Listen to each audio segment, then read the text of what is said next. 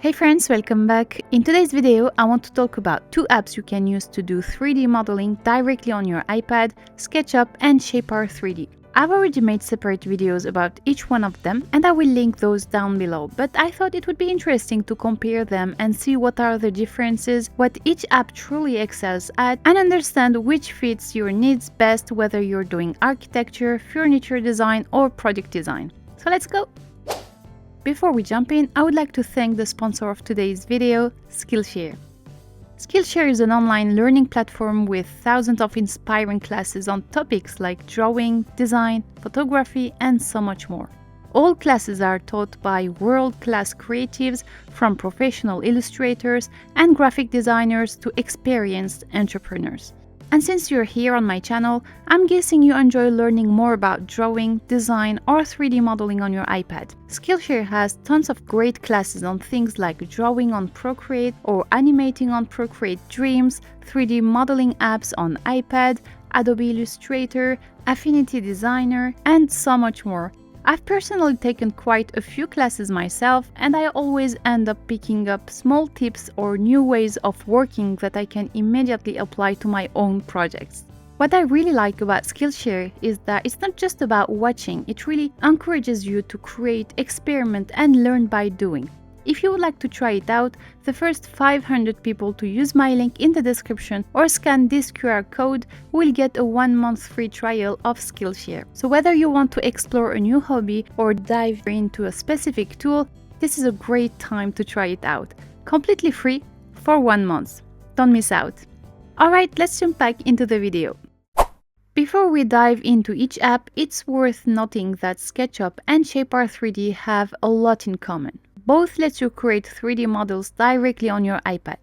Both work seamlessly with the Apple Pencil. Both support push-pull style modeling and allow for precise dimensions and measurements. Both can handle architecture, furniture, and design projects and let you export models for presentation or further work. Both are perfect for on-site modeling, quick edits, and client presentations. Now let's take a closer look at each app individually. SketchUp is best described as a surface-based, direct modeling tool focused on design, visualization, and communication. It's actually a tablet-friendly version of the well-known software many architects already use on desktop, and it's extremely popular in architecture and interior design. It really shines in conceptual design in early project stage or in the end, when the 3D model is ready to be rendered and presented. Shapr3D is built for precision modeling on tablets. It combines direct model and history-based parametric workflows, so it's about creating accurate, editable solids with defined dimensions and constraints. It is widely used for product design, furniture design, engineering parts, and fabrication-ready models. But it also works very well for architecture, especially in later design stages. Now let's talk about the differences. When it comes to tools, I would say that SketchUp is definitely more beginner-friendly. It doesn't overwhelm you at the start, you get the basic tools right away for drawing lines, rectangles, and simple shapes. The interface is intuitive, drawing tools on the left, settings and editing tools on the right. A question I get a lot about SketchUp on iPad is about plugins. The short answer is no. SketchUp on iPad does not support plugins or extensions, so you can't access the rich ecosystem that desktop SketchUp has. But don't worry, you still get plenty of built-in tools, which in most cases are more than enough. You can also customize the toolbar, placing your most used tools exactly where you want them.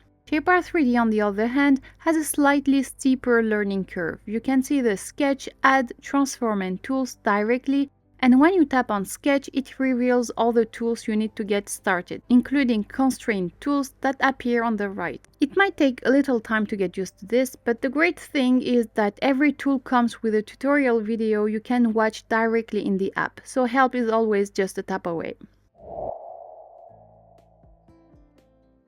One key difference between these apps is how they handle sketches and 3D bodies. In Shapr3D, when you draw a 2D sketch and then push-pull it, it creates a separate solid body. The original sketch stays untouched. Editing the body doesn't affect the sketch, and editing the sketch doesn't automatically update the body. This is very different from SketchUp, where there is no distinction between sketch and body. What you draw is immediately part of the 3D model. Personally, I don't mind this difference, but the separation in Shapr3D can actually be a huge advantage for complex models, making it easier to manage and edit parts without breaking other geometry.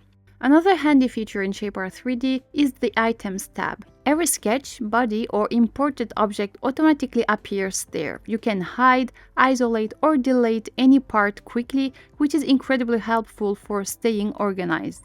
SketchUp doesn't have an automatic items tab, but it does have an outliner panel. Here you see all your groups and components in a list, and you can hide, select, or delete them. The main difference is that on SketchUp you have to create groups or components manually to stay organized, while Shapr3D does this automatically. But SketchUp has a big advantage with components. If you edit only one component, all other copies update automatically. This is perfect for repetitive elements like windows, chairs, or columns. Shapr3D doesn't have linked components. Copies are independent, so editing one won't affect the others. One of the amazing features of Shapr3D is its history tool. Every step you take, sketches, extrusions, or modifications, is tracked in a chronological list. You can go back, edit, or even reorder steps without breaking your model. This means you can update earlier sketches or features while keeping later geometry intact. A huge advantage for complex designs. SketchUp, on the other hand, doesn't have this kind of parametric history. Once you push, pull, or edit geometry, previous steps are overwritten, so you can't go back and tweak something without affecting the rest of your model. One of the SketchUp biggest advantage is its massive library of ready-made models through 3D Warehouse. You can quickly import furniture, lighting, vegetation, or textures into your scenes instead of modeling everything from scratch. This not only speeds up your workflow, but also lets you create realistic, recognizable scenes, which is especially useful for architects and designers. That said, if your focus is purely on designing furniture or joinery from scratch, this feature might not be as critical for you. Layout and 2D drawings.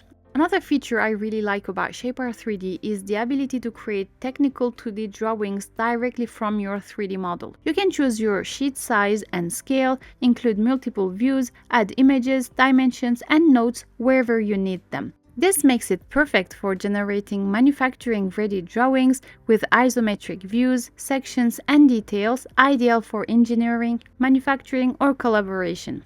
SketchUp has something similar called Layout, but it's only available on the desktop version. If you want, you can first export your models and then create scaled drawings in Layout on your computer, but you can't do it directly on your iPad. Shapr3D separates modeling and visualization into different tabs. In the Visualization tab, you can apply materials and textures, adjust colors and reflectivity, lighting, and environment. It's great for a quick look and feel preview, especially for product or furniture design. However, it's limited. The environment options and rendering tools are basic, but it's not really meant for full architectural visualization.